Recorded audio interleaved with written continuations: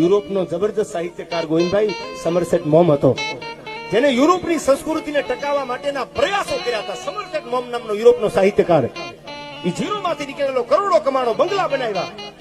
ત્યારે એના ભાઈબંધો એને મળવા આવે છે અને સમરસેટ યુરોપનો સાહિત્યકારને એટલું કીધું કે તે આવો કરોડોનો બંગલો બનાવ્યો, તો તારા બંગલામાં એક ફાટલ તૂટલ જીર્ણ થઈ ગયેલું માટીનું માટલું પડ્યું છે, આ બદલાવી નાખ તો તને હરમ નથી આવતી? માટલું બદલાવી નાખ ને કરોડો બંગલામાં નાખી દીધા.